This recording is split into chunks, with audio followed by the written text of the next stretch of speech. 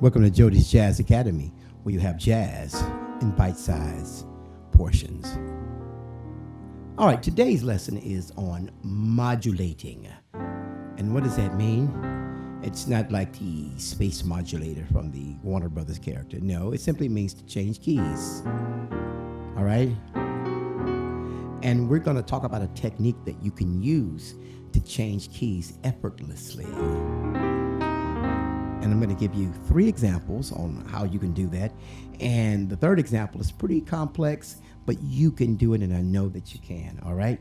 All right, so check out this video first, and we're going to explain the concept of using the wormhole called the 5/7 chord to go from one key to another, or from one world to another world. Check it out. Let's just imagine that you are driving one day and you're on the road coming home and you're minding your own business, just listening to some tunes on the radio. And all of a sudden, you go through a vortex and you end up in another part of the country. And you know that's going to freak you out, right? It will. It would freak me out. So that's what today's lesson is about. Wormholes, and using them to modulate from one key to another. All right, we're back. All right, so what's going on here, and how can we use modulation to change keys? And what can we use to do it with? And we can use our 5/7 chord. Now, what is a 5/7 chord, okay? Now, let's say if we're in the key of C, and if you count up, that's 5 notes. 1, 2, 3, 4, 5. All right? That chord there is called the dominant. And if you add it, make it into a 7th, it's the dominant 7. In fact, we have the 1 chord, which is major, the 2 chord, which is minor, the 3 chord, which is minor, the 4 chord, which is major, and I'm talking about when you're in a major key, the 5 chord, which is a dominant 7. It has a very strong gravitational pull. In fact, some people consider it the strongest chord in all of music. It's like the Jupiter of our solar system, or our music solar system. The 6 is minor, and the 7th is diminished.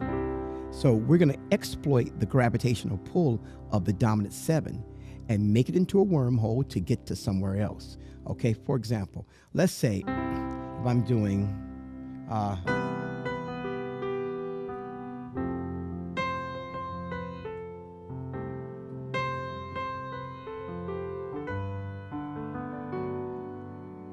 I'm in C, but what if I want to go to, say, D flat?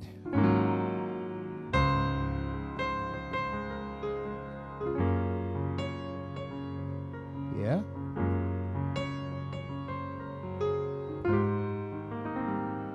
Oh, let's go to D.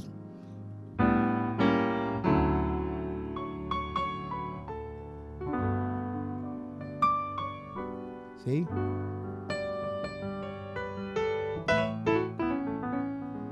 So you see what's going on here? What we're doing is using the 5/7 chord to basically get us from one world to the other, okay? And we're still playing the same song, okay? So let's unpack and see how this works, okay? Now, the way you use this is very simple. Rule number 1, ask yourself while you're playing and before and you're in a certain key, what chord do I want to go to? What key do I want to go to get to where I want to go to? For example, if I'm in C and I want to go to the land of E flat, what's my wormhole? How can I get there? First statement, how can I get there? All right, so rule number 1, identify the key you want to go to. Rule number 2 is this. What you want to do is go to the 5 of that key. In this case, it's E flat. So let's count up. 1, 2, 3, 4, 5. That was 5 notes because the 5, 7, there it is. And if you're looking at it on music, it looks like a V, like a Roman numeral V with a 7. And you see it right there. There it is. There it is right there. Okay? And so what's going to happen is you're going to play this chord to get you to E flat. Let's try, we want to go to F. 1, 2, 3, 4, 5. And we're in E flat. Here we go. And that's kind of cool, but it's not really hip. So I'm going to show you basically 3 hip ways to really jazz this thing up, okay? This is a jazz academy. So let's go back to our key of C, and we want to go to D flat, and the singer's singing. If you do this one thing, it will help the singer hit the target of the half step going up, because I've been in some places where keyboard players just sort of went straight there, and the singer has to be there with him. And what happens is he or she, the singer, they will overshoot, and they'll sometimes end up somewhere in the land between D flat and D, and it's a disaster. So check this out. Now, identify the 5. 1, 2, 3, 4, 5. Put it in the bass. Okay? And in this hand, right here, but check it out. Go down a whole step from right here, but, bring it up an octave and form a major chord. Then go. See? All right? You see that? You see that right there? That's like a D flat 11, okay? All right? You see that? Now, in the pop world, we would say, you know what that is? That, my friend, is a G flat / A flat. So A flat in the bass and G flat in the right hand. Then we're there. So here we go. Here we go. And it's really good to resolve it, maybe. Okay? Now, let's see if we want to go to E flat. Same thing. All right? Now, technique number 2 you can use. Let's go back to C. And we want to go to, say, E flat again. Put your bass. 1, 2, 3, 4, 5. There it is. Watch this. Play a minor chord, which is going to be based off the 2 of E flat.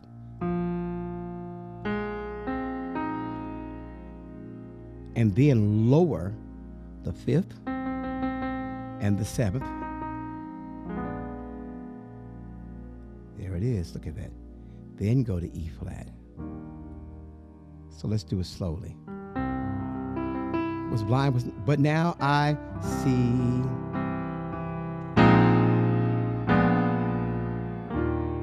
See that? Now that's nice and hip, okay? And you saw how to do that. But let's get the real deal, okay? And here is the big mama that I promised to show you. I'm going to play it first, and I say we want to go to the key of G. Here we go. Whoa! I'll do it again. Nice and jazzy, isn't it? Watch this. Watch this. Pretty nice. Now, so let's explain what that is, okay? Now, in the jazz world, we call these things upper structures. And an upper structure is simply one chord against another chord, okay? So in this case, if we look at it, that is basically a D flat 7. I'm sorry, D7, and we drop the A, or the 5th. And in the right hand, we have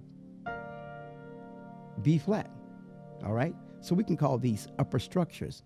Now, you can really get more complicated names, but the jazz greats like Thelonious Monk, Bud Powell, Duke, Billy Strayhorn and so on. What they would simply say, that's a D flat 7 against a B flat. And that's a better way to actually describe what the chord is. Now, what we did was this. Remember, we still have to identify the 5, okay? And we were in C, and we wanted to go to G. And the 5 of G is D. And what we did was this. We put the D in the bass as a pedal tone, let it ring.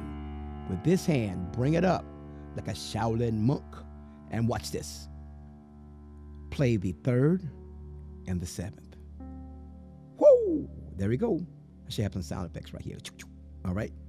And then in the right hand, based off what this note is, this 7th, jump up an octave and go down a whole step and form a major chord. There it is. Look at it in all of its glory. You see it? You see how I dissected it and looked at the DNA of it? Instead of trying to remember each note, I'm looking at pictures. I know this is my pivot note. You see that? Then we resolve. So let's do it slowly. So here we go.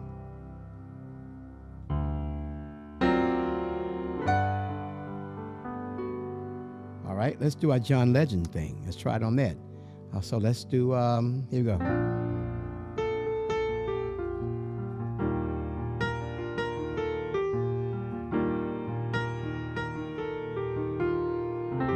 And we want to go, say, to E flat, right? What's the 5 of B flat? B flat. Here we go. There's the 3rd, and there's the 7th. And based off the 7th, here's the G flat. And I'm there. So let's do it fast.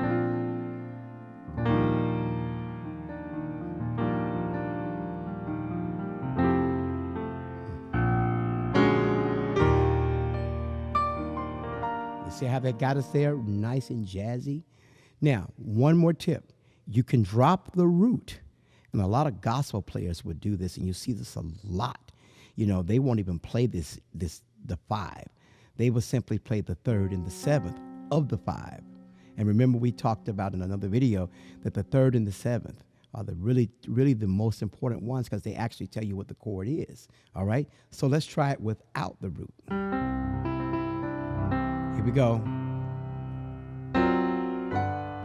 See that? We're there. All right? So let's do our John Legend thing.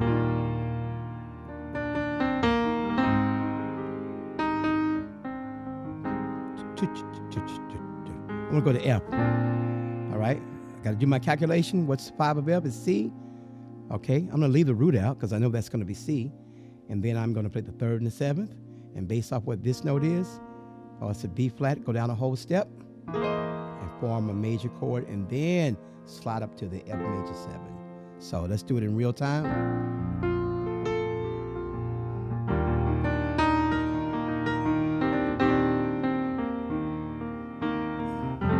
And we want to go to F. Here we go.